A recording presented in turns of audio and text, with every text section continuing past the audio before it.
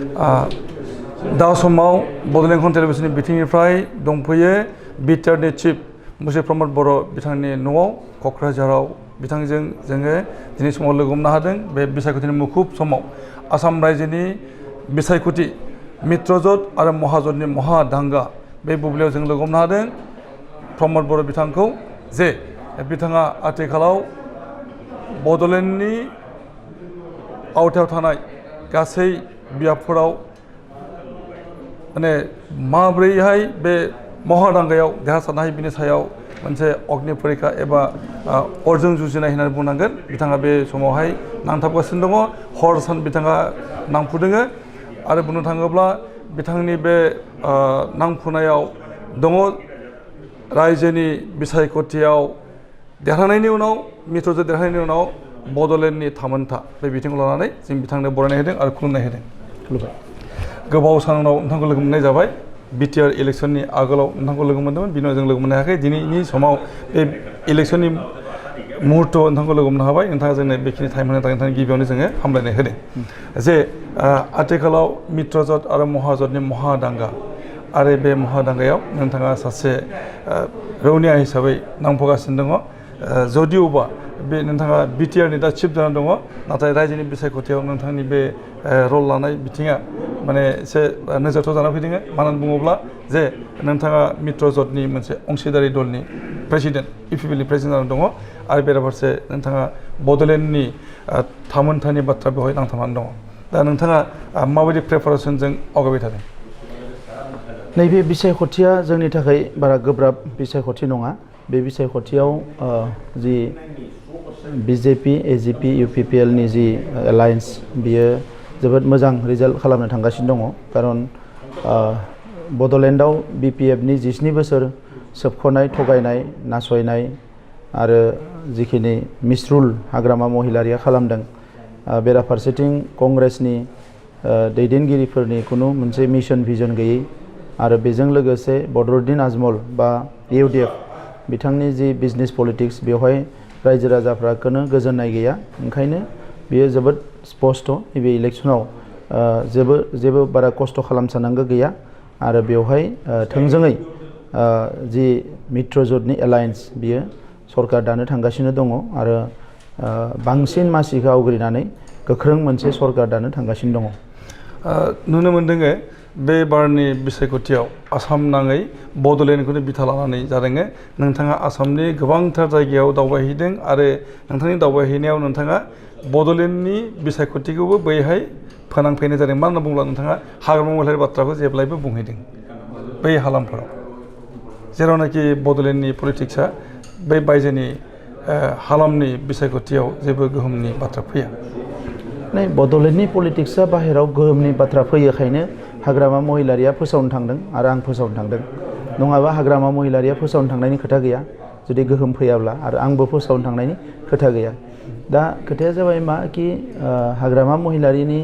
जि बाहेरनि बर'फोरखौ लानानै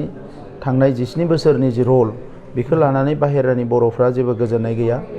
बर' कसारि काउन्सिलखौ कंग्रेसनि समाव बिथाङा जानो होआखै। एगेन बिजेपिनि समावबो बर' कसारि काउन्सिलखौ दा जोबथा महर होनो गोनाङावबो चन्दन ब्रह्मजों बिथांजों होबथादों। दा ओंखायनो नैबे समाव बाहेरानि बर'फ्रा बिथांमोननि सायाव बिथांमोननि जि नोजोर साननाय हनाय बियो मोजां नङा। मानोना एखे बर' फिसाखौनो सासेया सासे थगायनायखौ रावबो मोजां मोनाखै, जोंबो मोजां मोनाखै। दा ओंखायनो नैबे समाव बिथांनि बाहेराव जि इलेक्सन केम्पेइन खालामनाय बियो जेबो गोहोम गोग्लैया। अलरेडि इउबिपिअ एबसु गासैबो लोगो नांनानै बर' कसारि वेलफेयार काउन्सिलखौ बिथांमोना बरायबाय आरो बेवहाय इन्टारिम काउन्सिलबो जाबाय। दा ओंखायनो नैबे समाव जे बाहेरानि जिखिनि बर'फोर बिथांमोननि मोजांखौ जों हास्थायदों।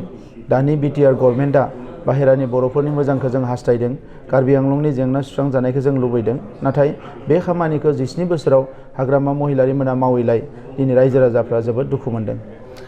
बे खेबनि बिसायख'थिया मित्रजोतनि लाइन्सआ जाहैबाय बिजेपि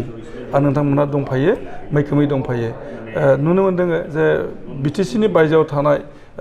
हालामफोराव बर'फोरनि रल गोबांथार दङ, नाथाय नुनो मोनदों नोंथांमोननि मित्रजोतआव माने सासेबो बर' बिजाथि माने नोंथांमोननि बे हान्जायाव गैया। एबा बिजाथि देखायनाय जायाखै बर' सुबुंखौ दा बिनि नामा जे माने नोंथांमोनहा बर' जातिनि थामोनथानि बिथिंखौ मित्रजोताव मोजाङै फसंथानो हायाखै बर' आं बुजि मोनाखै नोंथाङा मा सोंदों बर' फसंनो हायाखै जोंनि केन्डिडेटआथ' बर'आनो गोजा माबायाव बिटिसिनि बायजोआव थानाय दा बिटिसिनि बायजोआव दिनै बर'फ्रा माखासे जायगायाव गसङो आरो बे गसंनायनि गेजेराव सतियाव प्रानेश्वर बसुमतारिया कंग्रेसनिफ्राय गसंदों दिनैनि खोथा नङा आगोलबो गसंदों दुधनैयाव गसंदों बा दा बियो थांनाय खेबसेयाव बिजेपिजों हाग्रामा महिलारि मोना दंफायोमोन बै समावबो बिजेपिनि बिजाथि होनो हायाखै बै समावबो कंग्रेसआनो गसंदों थांनाय खेबसेयाव हाग्रामा महिलारि मोना बिजेपिजों दङमोन बै समावबो सतियाव प्रानेश्वरानो गसंदों दा बेखौ जुदि नोंथाङा बुंनो नागिरदोंबा हाग्रामा महिलारि थानायखाय बा बिपिएफ थानायखाय महाजोताव बर' फसंनो हादों इउपिपिएलआ फसंनो हायाखै बे नंखाय बाथ्रा खारन प्रानेश्वर बसुमतारिया खेबनै खेबथाम आगोलनिफ्राय गसंबोदों बर' हिसाबै बिथांखौ मदद होबोदों दुधनैनि सिट जि जोङो बेखौ बर' हिसाबै मदद होबोदों XYZ दा नंखायनो बिजेपि कंग्रेस महाजोत मित्रजोतजों खोथा गैया जेराव जेराव फिजिबिलिटि दङ बेवहाय बर'आ गसंबोदों आरो जेराव गैया बेयाव गसङाखै आरो जेराव गसंदों बेखौ बयबो मदद होनानै देरहानो थाखाय नाजादों बे खेबनि बिसायख'थियाव दुधनै बियाब आरो सतिया बियाबाव बर' बिजाथि दङ कंग्रेसनिफ्राय सतियाव फैदोङो प्रानेश्वर बसुमतारी आरो जादब स्वर्गियारि दुधनै समस्तियाव दा नोंथाङा बावैसो बुंबाय जे जेराव जा पसिबिलिटि दङ बर' देरहानायनि बेवहाय सापर्ट होनाय जागोन जादों नाथाय नोंथाङा बिजेपिनि सासे लोब्बायारि जानानैहाय दा बेयाव कंग्रेसनि बिजाथिखौ सापर्ट खालामनाय बाथ्राखौ बोरै बुंनो हागोन ना आं सापर्ट होनाय बाथ्राखौ आं बुङाखै आं अपोज खालामनायनिबो बाथ्रा बुङाखै पलिटिक्सआव नों सापर्ट खालामनायाल' डाइरेक्ट जाया अपोज खालामनायाबो नोंनि हेल्प होयो दा नंखायनो दिनैनि समाव सासे कंग्रेसआवनो था बिजेपियावनो था जियावनो था बर' फिसा हिसाबै बर'नि सेन्टिमेन्टआ बयनावबो थाखायो दा बे खोथाखौ लानानै दिनै जुदि जों राजखान्थि भाबै लांनो नागिरोब्ला दा बेथ' जेबो मिनिं गैया खारन दुधनै सिटआव गोदोनिफ्रायनो गेजेर गेजेर बर'आ गेलेबोदों मालाबा देरहादों मालाबा जेनदों जि पार्टिनियानो जाया मानो सतिया सिटआव खेबसेल' प्रानेश्वर बसुमतारी देरहादों आरो बिथाङानो गेलेगासिनो दङ आरो बेवहाय गुबुन बेबायदि फिजिबल केन्डिडेट गैया दा नंखायनो बिथांमोना गेलेदों आरो बिथांमोना जेरावहाय देरहागोन जेरावहाय बेयाव जेनगोन दा बे नोंथाङा मिजिं लादों जे जादब स्वर्गियारि देरहागोन आरो प्रानेश्वर बसुमतारी देरहाबोनायनि आसा दं दा रायजो राजाफ्रा भट होदोंबाथ' देरहागोन देरहायैनोथ' जेबो खोथा गैया पद्म हाजरिकाया मित्रजोतनि मैखोम बिजाथि पद्म हाजरिकाया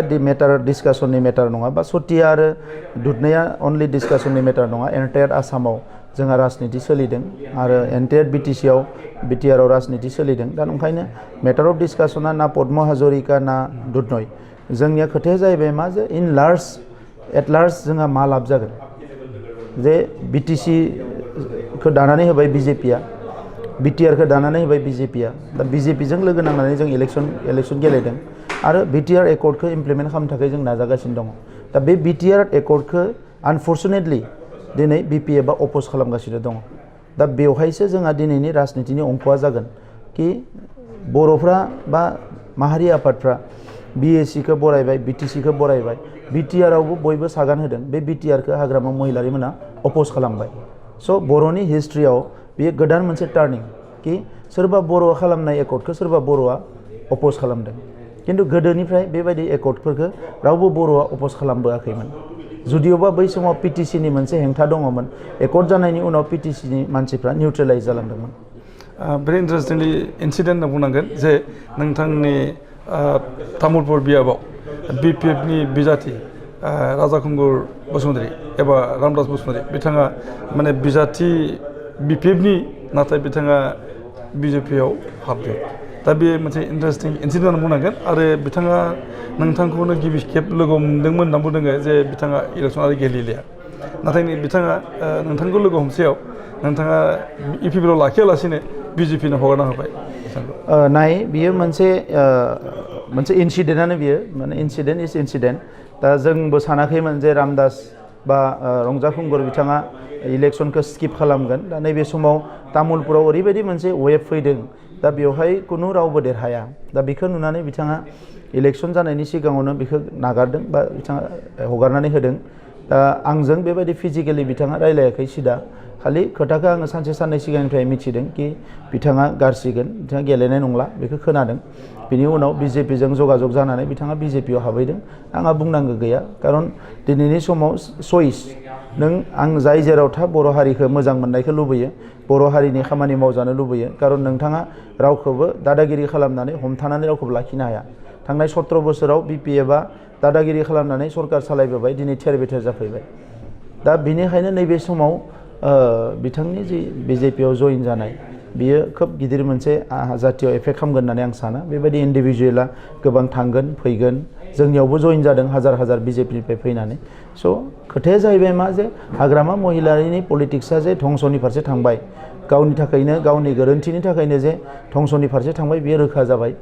आरो बेबायदि इलेक्सननि समाव केन्डिडेट सासे गारना खारनाया गोरलै खोथा नङा दा ओंखायनो नैबे समाव बे गासैखौबो नायनानै जोङो मोनसे बाथ्राखौ बुजिनो हायो कि नैबे बिसायख'थियावनो बिपिएफआ धंस जासिगोन बिनि उनाव खुनु बिपिएफ थानाय नंला इउपिपिएल दोलोआनो फैगौ 5 बोसोर सरकारखौ सालायसिगोन बिपिएफनो बुंनाय जादों जे राजा खुंगुर बसुमतारिया जदिअबा बिजेपियाव हाबदों बा बिसायख'थि गेलेला होनदों नाथाय बिथांनि सिम्बल नांगोलजोंनो बिथांमोना तामुलपुराव भट गेलेगोन होनना बुंनाय जादों बुंनो हायो नोंथां बे बुंनायाथ' बुंनायल'सो खोथा खिन्थु बिजाथियानो गैयाबा नांगोलनि सिम्बलजों सोरनो इलेक्सन होनो सोरनो भट होनो बेथ' आरो ओरैनो बुंनायल'सो खोथा बेयो खुनु मिनिं गैया आच्छा बेनिफ्राय मोनसे इन्टारेस्टिंआ जाहैबाय नोंथांनि डेपुटि चिफ बिथाङा उदालगुरि बियाबनिफ्राय कन्टेस्ट खालामदों एमएलए नि थाखाय दा बिथाङा जिहेतु डेपुटि चिफमोन दा बिसोर बिथाङा आरोबाव एमएलए कन्टेस्ट खालामनाया एसे नोजोरथाव जादों मानो होनना बुङोब्ला बेखौ जिहेतु बिथाङा नोंथांनिनो माने नमिनि बे हिसाबै उत्तराधिकारिखौ नोंथाङा माबोरै बिनो टिकेट होनानै बिसायख'थि गेलेहोयो बेयो जोंनि इन्टारनेल पलिटिकेल डिसिसन बा पलिसि बेखौ नोंथांनो बुंनो हानाय नङा खारन आसाम एसेम्ब्लियाव जोंनो गोरों मानसि नांगौ गोख्रों मानसि नांगौ एमएलएआथ' बयबो जानो हायो आथिं थिखांना थायो खिन्थु बैयाव एसे ग्रेभिटि गोनां एसे गोरों मानसिफोर सिनियर मानसिफोरखौ नांगौ जायखौ नुयोब्ला आसाम एसेम्ब्लिनि बाखि 126टा एमएलएफ्रा मोखांखौ मोजाङै नायनो हायो बा रायलायनो हायो दा ओंखायनो बेवहाय माखासे जोंहा इन्टारनेल पलिसि दङ बे पलिसिजों जोङो गेलेहोदों बेनिफ्राय नुनो मोन्दों जे बिटिआर एकर्डनि उनावहाय गामि थिसननाय गामि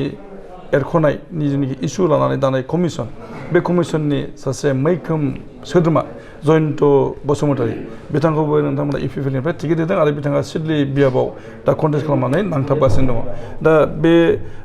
बिथाङा जिहेतु दिनैनि समावहाय बिजाथि गसंबाय बेजों बिथाङा आरो माबायाव कमिसन थायाखिसै दा अब्ला कमिसननि स्टेटासा मा जागोन कमिसनाव जोंहा मेम्बार थागोन बेयो अलरेडि बियो जोंहा जि